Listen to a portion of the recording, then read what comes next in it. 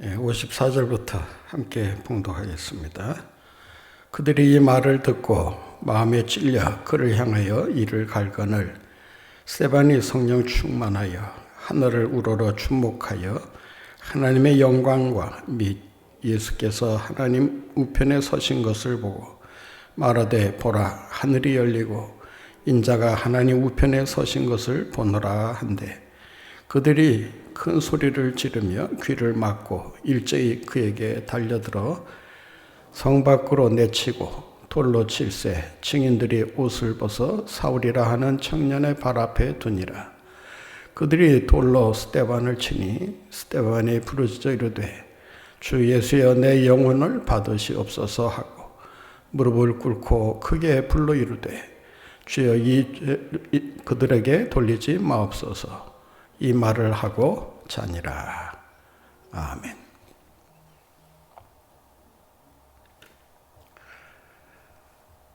오늘의 본문은 초대교회가 출범하고 나서 얼마 있지 않아 일어난 충격적이면서도 감동적인 사건을 기록하고 있습니다. 바로 첫 평신도 순교자 스데반의 순교 이야기라고 할 수 있습니다. 이 사건의 내용을 자세히 분석해 보면 네 가지 특이한 점을 발견할 수 있습니다. 첫째는 이 순교 사건이 초대교회가 부흥일로에 들어서자마자 일어났다고 하는 것입니다.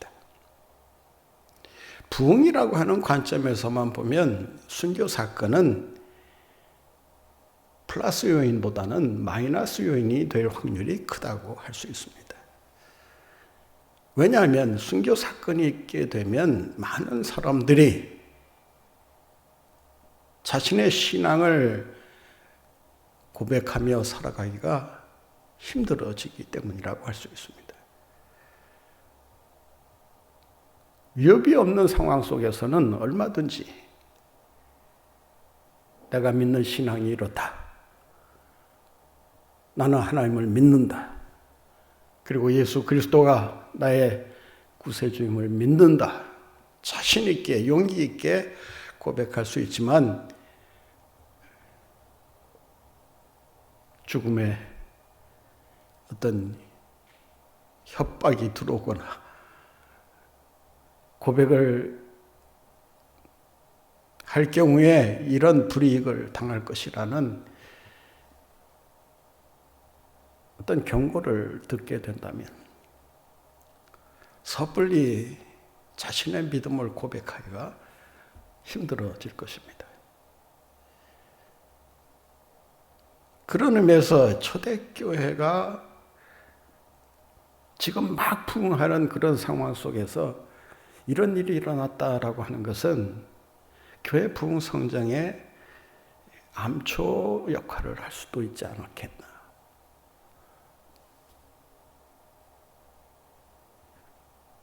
인간적인 측면에서 보면 부흥에는 별로 도움이 되지 않을 것이다 라는 생각을 하게 됩니다.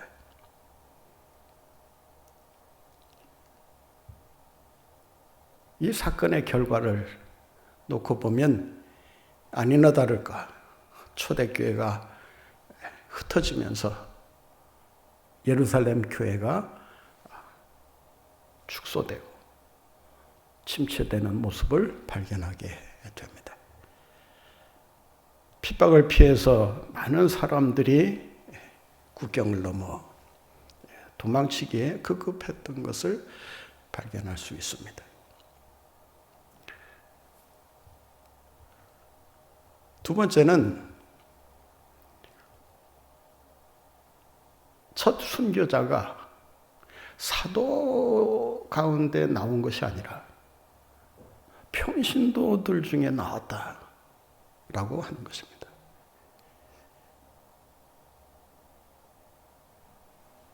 당시 초대교회의 영적 리더는 사도들입니다. 스데반을 비롯한 7명의 일꾼은 사도들이 미처 챙기지 못했던 그런 교회 사역의 일부를 담당하기 위해서 세워졌을 뿐, 그들에게서 어떤 사도들의 권위나 사도들의 역할을 기대하기에는 턱없이 부족한 상황이었다고 할 수 있습니다.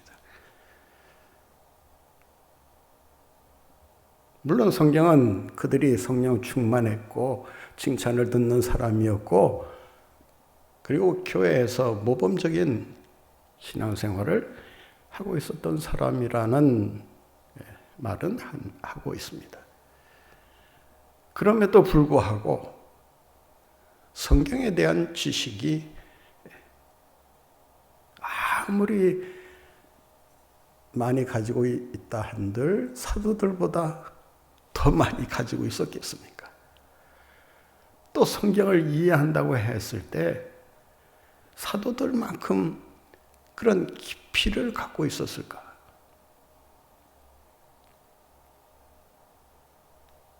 구약에 대한 말씀도 그렇거니와 또 예수 그리스도를 통한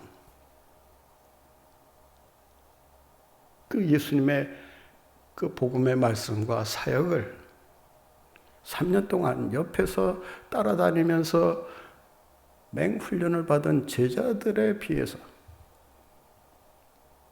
당시 평신도들에게 어떤 비슷한 그런 실력을 요구한다는 것은 이건 앞뒤가 맞지 않는 이야기라고 할 수 있습니다. 또 스데반의 입장에서는 얼마든지 이 순교의 위협을 피해갈 수 있었습니다.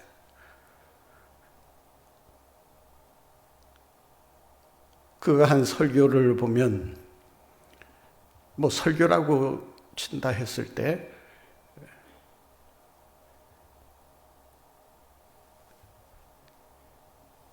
신학적인 깊이도 있고 또 전하고자 하는 그 메시지가 분명하긴 했지만, 당시에 이 설교권은 사도들이 주로 가지고 있었다고 봤을 때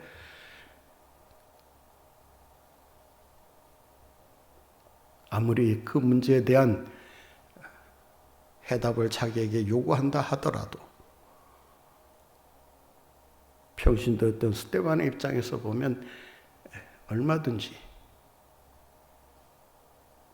설교를 사도들에게 미룰 수도 있었을 것입니다.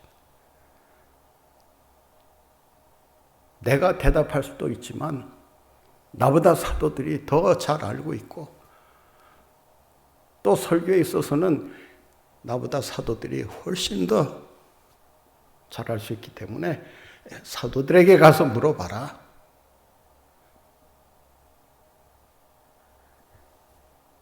자칫 잘못하면 큰일이 벌어질 수도 있는 그런 상황에서 감히 당시의 종교 지도자들 앞에서 설교를 한다. 그들의 잘못을 추궁하면서 예수님을 십자가에 못 박은 그 범죄 행위를 들먹거리면서 논박을 할 때 과연 그들이 그 스데반의 그러한 메시지를 듣고 가만히 있었을까? 충분히 거친 반응이 돌아올 것이라고 하는 것을 예상하고 있었음에도 불구하고 왜 그 책임을 평신도였던 스데반이 자기가 지려고 했었을까?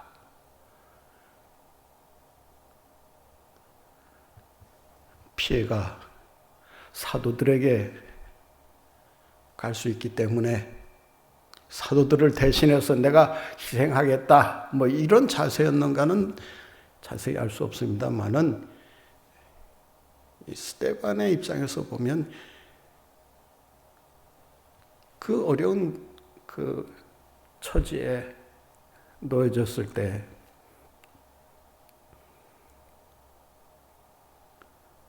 그 상황을 피해갈 수 있는 여러 기회가 있었음에도 불구하고 그는 그 자리에서 담대하게 하나님의 말씀을 전했다고 하는 것입니다. 용기라면 정말 대단한 용기가 아닐 수 없다라고 할 수 있습니다.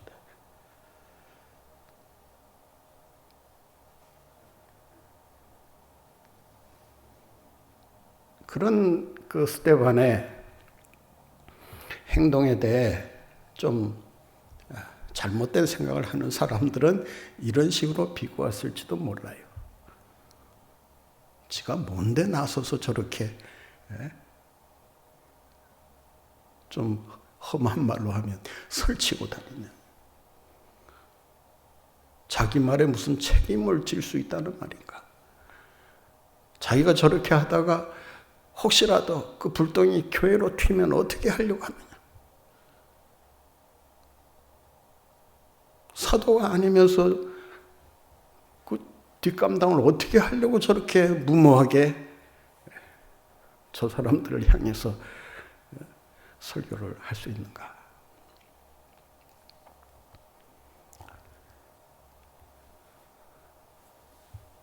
또 하나의 특별한 점은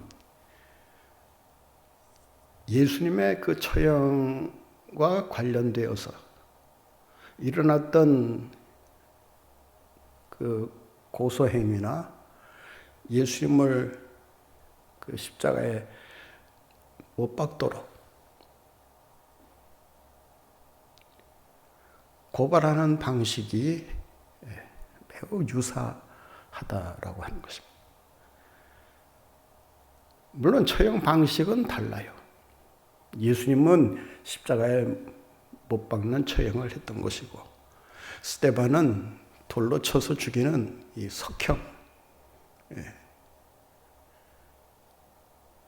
이런 처형 방식은 다르지만 예수님을 고소할 때 그들이 신성 모독죄로 그 죄목을 따라서 처형하게 만든 것을 보면 스데반의 경우와 별로 다르지 않다라고 하는 것입니다. 스데반 역시도 저들에 의해서 이 율법 모독죄와 성전 모독죄라고 하는 죄명으로 즉결 처형을 받게 됩니다.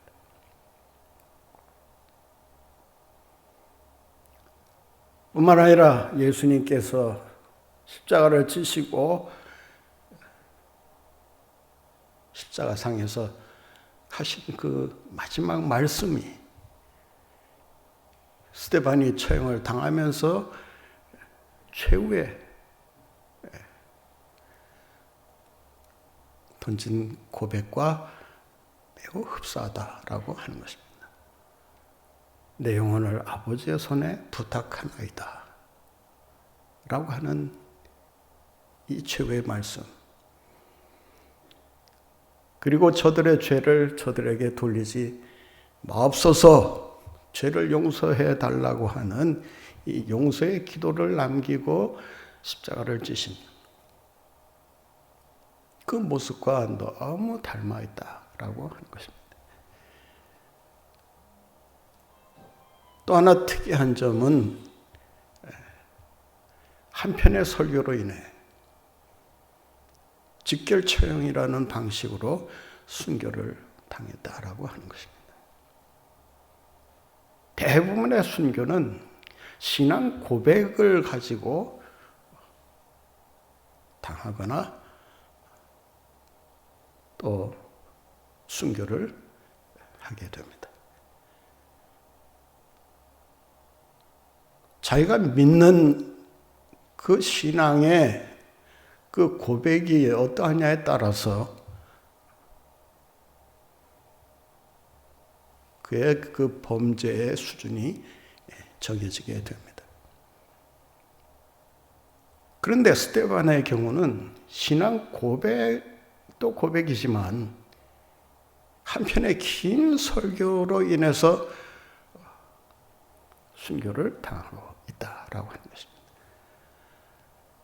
도대체 그가 무슨 설교를 했길래 당시 종교 지도자들의 반감을 사게 되고 그로 인해서 돌로 쳐서 죽임을 당하는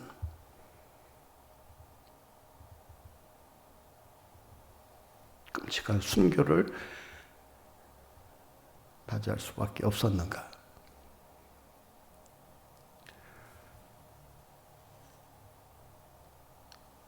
본문에는 그 설교를 듣고 그 설교에 대해서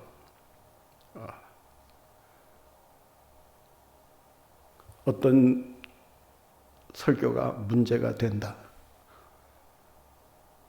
이거는 도저히 우리가 받아들일 수 없는 막말에 가까운 것이다. 이런 설교는 우리를 범죄자로 몰아 우리를 불리하게 만들려고 하는 그런 불순한 의도가 숨어있는 설교에 불과하다. 구체적으로 어떤 것이 어떤 문제가 있다라고 얘기하고 있지는 않지만 이 설교가 마치고 나서 당시 종교 지도자들이 보인 행동을 보면 이 설교가 그들에게 큰 충격을 가져다 준 것만은 분명합니다. 오늘 본문 말씀을 한번 보시면 54절에 이렇게 기록하고 있습니다. 같이 읽겠습니다. 그들이 이 말을 듣고 마음에 찔려 그를 향하여 어떻게 했다고요? 이를 갈거늘. 격분해 있는 그들의 모습을 상상할 수 있습니다. 더 나아가 57절 말씀 보세요.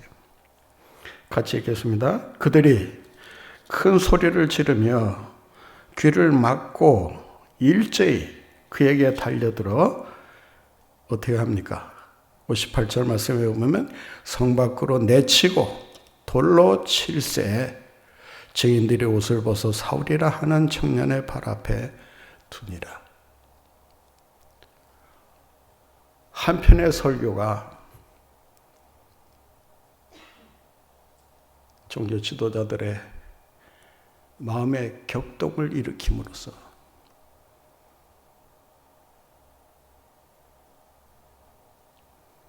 정당한 재판 절차를 거치지 않고 불법적인 방법으로 스데반을 돌로 쳐서 죽이는 범죄 행위를 하고 있는 것입니다.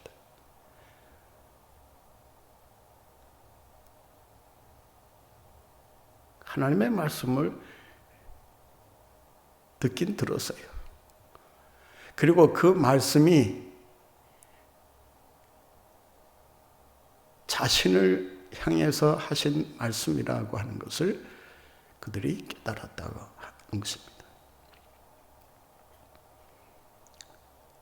스데반의 설교를 이해하지 못해서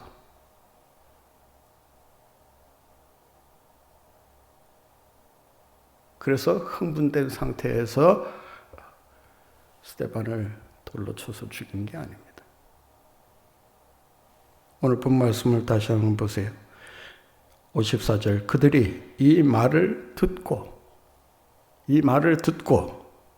어떻게 했어요? 마음에 찔렸다.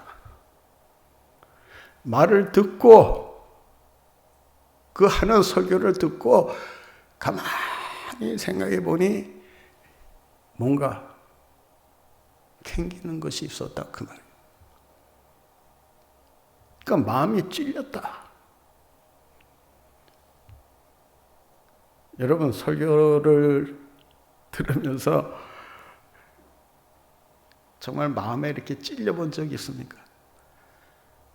여기서 찔렸다라고 하는 말은 그 원문을 보면 화살에 박혔다 그 말. 그러니까 말씀이 화살이 되어가지고 그의 마음을 꿰뚫었다 그 말.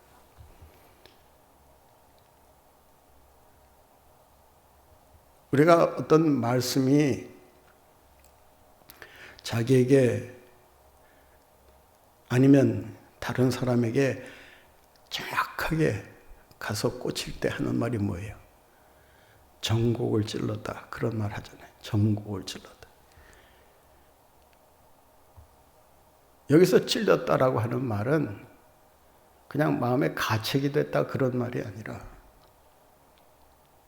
그 말씀을 자기를 위한 말씀으로 분명히 깨달았다라고 하는 거예요.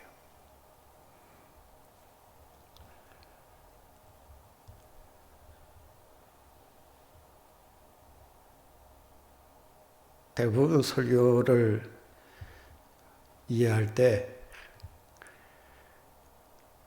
그저 듣기 좋은 말씀만 하기를 원하고 또 그런 말만 해야 은혜가 된다고 생각하는 사람들이 있습니다.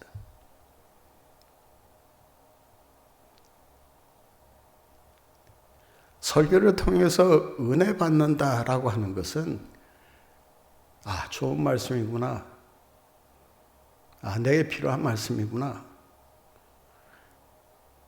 그런 정도를 넘어서서 마음의 찔림이 있어야 한다는 거예요.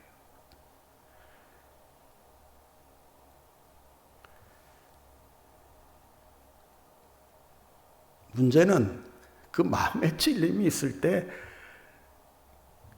회개하느냐 아니면 그 회개를 거절하느냐.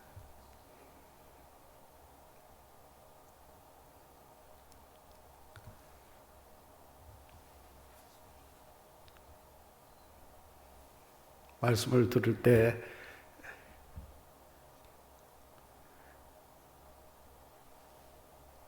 자기를 찌르는 듯한 그런 아픔을 우리가 느낄 수 있어야 그래야 그 말씀을 통해서 자신의 삶을 정리할 거 정리하고 해결할 거 해결하고 또 회개할 거 회개하고 넘어갈 수 있는 거예요.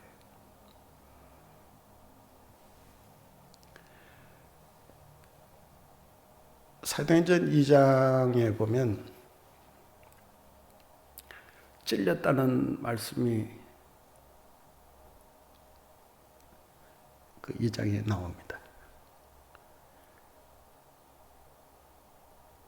2장 37절 38절 그 말씀을 보면 베드로가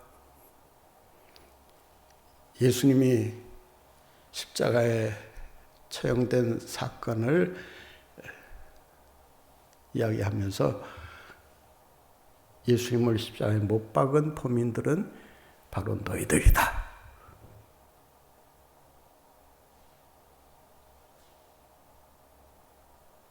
그 설교는 종교 지도자들이 한 설교가 아니에요.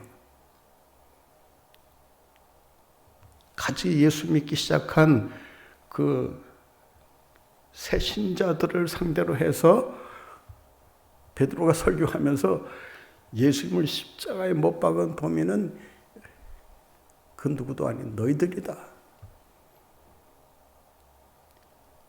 그랬을 때 그 말씀이 그들의 마음을 찔렀다라고 성경은 기록하고 있습니다.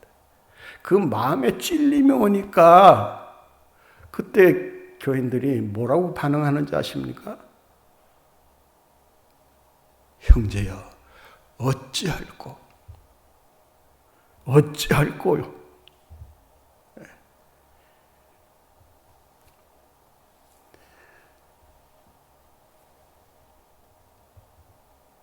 그러니까 말씀을 듣고 사느냐 죽느냐라고 하는 것은 말씀을 듣고 찔림을 받았을 때 어떻게 행동하느냐가 결정하는 거예요.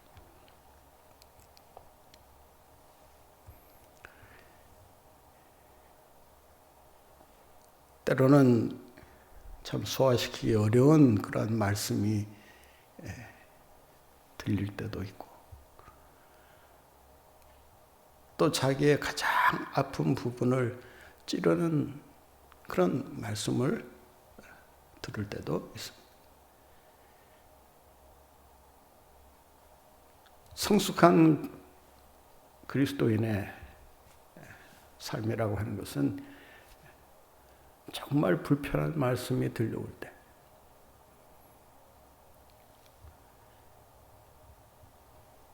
그 말씀에 아멘으로 응답하면서 그 말씀을 달게 받을 수 있는 그런 신앙적인 자세가 있어야 한다라고 하는 것입니다. 좀 마음에는 안 들어도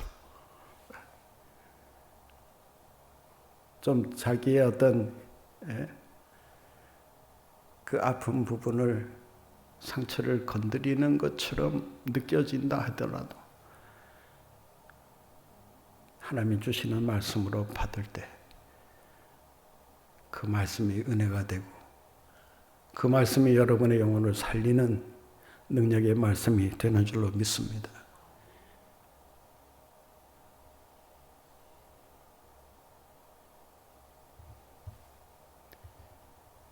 좀 못된 사람들은 이런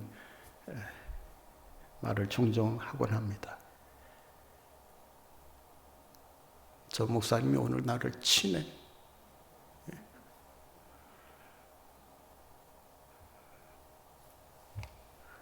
그 사람을 두고 한 이야기는 아닌데 스스로 그렇게 느끼면서 그 말씀을 곡해하는 경우가 없지 않아 있습니다. 그런 식의 이 경청은 신앙생활에 아무런 도움이 되지를 않습니다. 오늘 본문에 보면 듣고 마음의 찔림을 받았지만 화가 머리끝까지 치민다고 달려들어서 돌로 쳐서 죽이는 이런 끔찍한 범죄를 저지르고 있는 것입니다.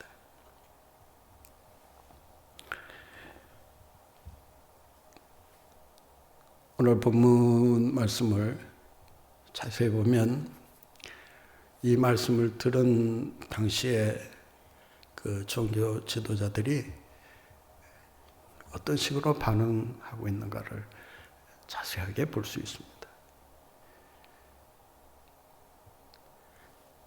마음의 찔림은 받았는데 본 말씀 57절 말씀 다시 한번 보세요.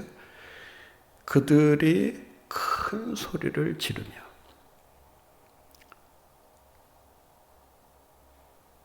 그 큰 소리의 내용이 어떤 건지는 알 수는 없어요. 그런데 아마 짐작하기로는 그 뒤에 내용에 비추어서 이 큰 소리가 어떤 소리였는가를 한번 상상할 수 있어요. 무슨 소리였을까요? 큰 소리로. 큰 소리로 뭐라고 외쳤을까요?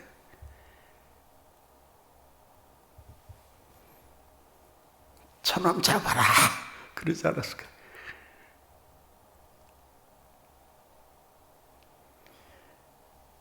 큰 소리를 지르면서 뭐라고, 어떻게 합니까? 귀를 막고 전혀 듣지 않겠다는 아주 강한 의지의 표현이라고 할 수 있습니다. 왜 귀를 막을까요?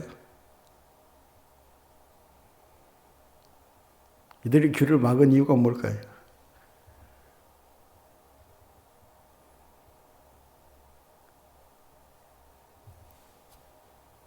부모들이 아이들에게 잔소리를 계속하면 아이들이 어떤 식으로 반응하죠? 예?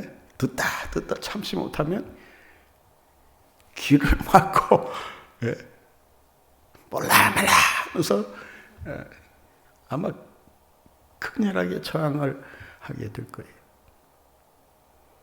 이 귀를 막는다라고 하는 것은 더 이상 당신의 말을 듣지 않겠다.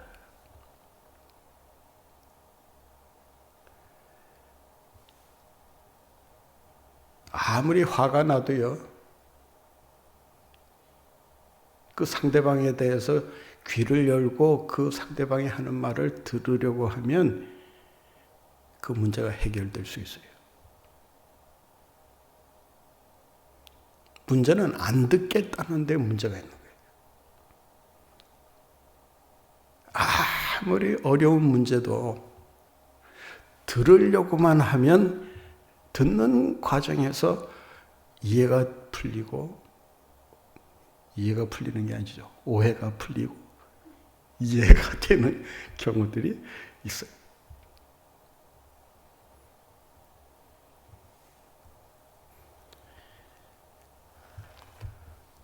부부싸움이 왜 극한 상황으로 치닫는지 아십니까?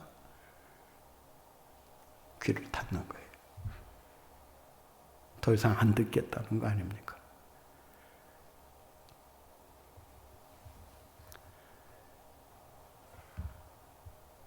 하나님의 말씀을 제대로 이해하려면 일단 귀가 열려야 합니다.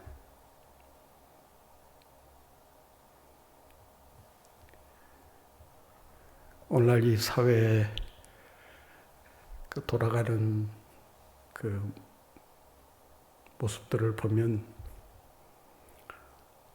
서로 소리만 지르지 남의 말을 들으려고 하지 않습니다. 지난번 국정감사하는 거 이렇게 잠깐 보니까 전부 자기 말만 그냥 계속 하지 상대방의 말은 들으려고도 하질 않아. 서로 그냥 동문서답식으로 그냥 서로 소리만 지르고 판이 깨지는 모습들을 종종 보게 돼요. 우리 관계 속에서도 마찬가지입니다.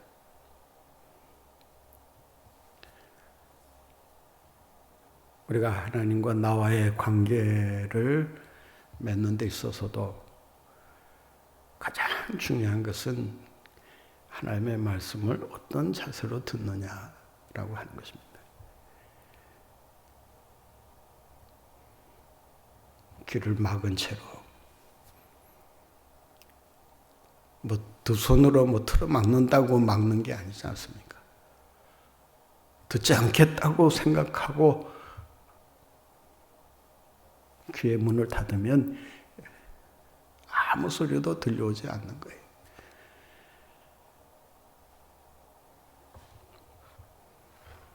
하나님의 말씀이 들려올 때 듣는 귀를 가지고 잘 들으시는 여러분들이 되시기 바랍니다. 귀를 막고 어떻게 해요? 귀를 막고 일제히, 예전 번역은 일심으로 이렇게 되어 있어요. 일심으로라는 번역이 훨씬 더 좋은 번역인데 일제히라고 바꾼 이유가 하겠죠. 그 일심으로라고 하는 말은 모두가 똑같은 마음을 가지고 공동체적으로 집단적으로 저항을 하고 있는 것을 보게 됩니다.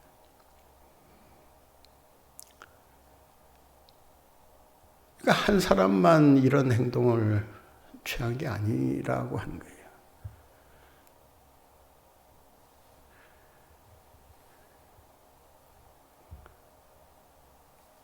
안 듣는 행위가 한 개인에서 끝나면 그런 대로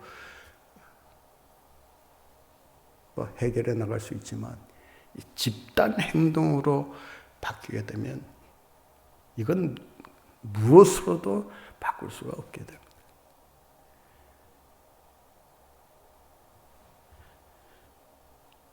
일제히 그에게 달려들었다. 예.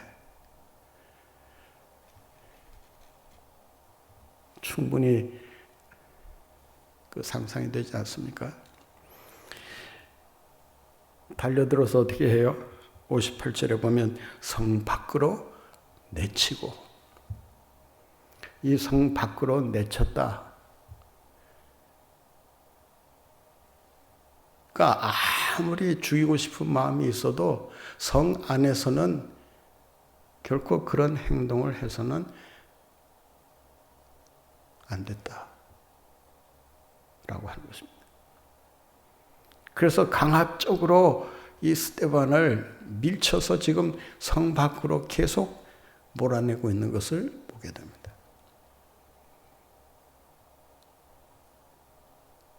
왜 성 밖으로 내쳤는가? 성 안에서 죽였을 경우 거기에서 사람을 죽이게 되면 부정을 타는 이런 종교적인 문제가 발생하기 때문에 당시 정해져 있는 처형 장소로 그를 끌고 갔다라고 하는 것입니다.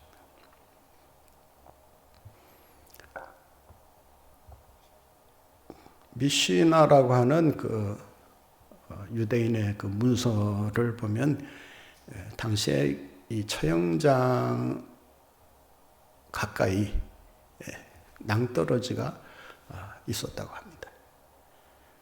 한 3.5m에서 4m 정도 이렇게 사람을 떨어뜨릴 수 있는 그런 낭떠러지가 이 처형장하고 붙어 있었다고 합니다. 그래서 처형장에서 죽일 사람은 처형장에서 죽이고, 또 돌로 쳐서 죽여야 될 이런 신성 모독죄 같은 경우는 그 형장 끝까지 끌고 가서 거기에서 밀쳐 떨어뜨린다고 합니다. 그래서 그 형장 밑으로 이 범죄자를 떨어뜨린 다음 위에서 돌팔매를 집중적으로 가함으로써 돌에 맞아 죽도록 만든다는 거예요.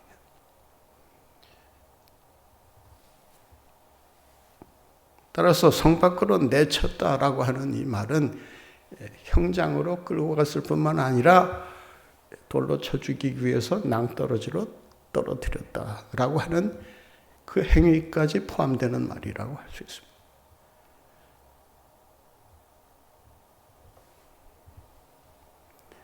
그러니까 얼마나 격분을 했는지 재판을 하지도 않고 지금 불법적으로 스데반을 돌로 처형을 하고 있는 것입니다.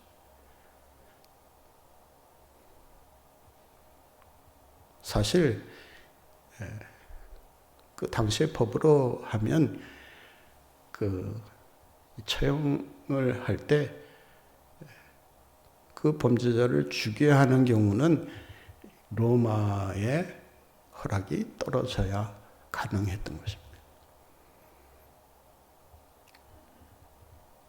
그러니까 오늘 본문을 보게 되면 절차상으로도 불법을 저지르고 있고, 또 로마의 허락을 받지 않고 지금 자신들의 분노를 주체하지 못해서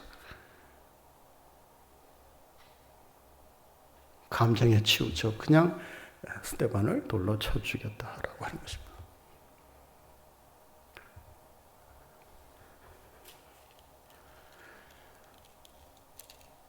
오늘날에도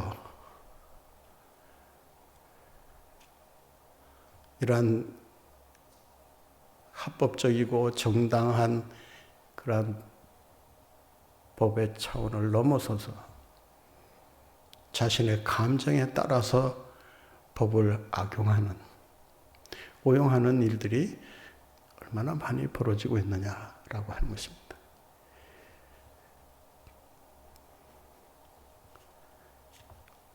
돌에 맞아 죽은 스데반, 그 스데반의 최후의 모습을 보게 되면 저런 식으로도 참 인생을 아름답게 마감할 수 있는 것이구나 라는 것을 깨닫게 됩니다. 본 말씀 59절 말씀 한번 보겠습니다. 같이 읽겠습니다. 그들이 돌로 스데반을 치니 스데반이 부르짖어 이르되 주 예수여 내 영혼을 받으시옵소서. 60절 보세요. 무릎을 꿇고 크게 불러 이르되 주여 이 죄를 그들에게 돌리지 마옵소서. 이 말을 하고 자니라. 돌에 맞아 피를 철철 흘리면서 아마 피범벅이 되었을 거예요. 몇 사람이 돌을 던졌는지는 모르지만 그 위에서 내리 던지는 그 돌멩이를 맞으면서 아마 기운을 다 잃어버렸을 것입니다. 그런데 마지막 힘을 짜내서 그가 어떻게 하는지 아십니까? 60절에 보니까 무릎을 꿇고 마지막까지 경건한 자세를 잃지 않으려는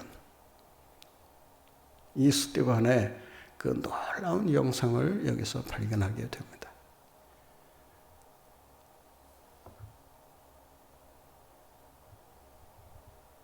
아마 그때 그 광경을 한번 생각해 보세요.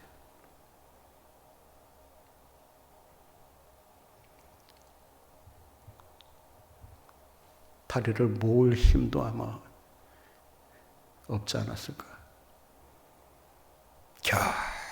겨우 안간 힘을 쓰면서 다리를 모으고 무릎을 꿇고 기도하는 이 스데반의 모습이 참 우리의 마음을 뭉클하게 만들지 않습니까? 그런 자세도 자세지만 그가 마지막 하나님 앞에 드린 기도는 예수님의 기도였을 뿐만 아니라 우리 모두가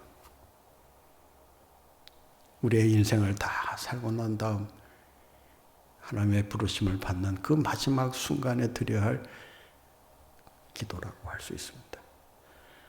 그 기도를 우리 한번 내가 한다 생각하시고 한번 같이 하겠습니다. 주여, 이 죄를 그들에게 돌리지 마옵소서. 우리의 영혼을 우리 주님께 부탁하면서 마지막 용서를 선언하고 주님의 품에 기쁘게 안기는 그런 축복된 삶을 살아가시는 여러분들 모두가 되시기를 바랍니다.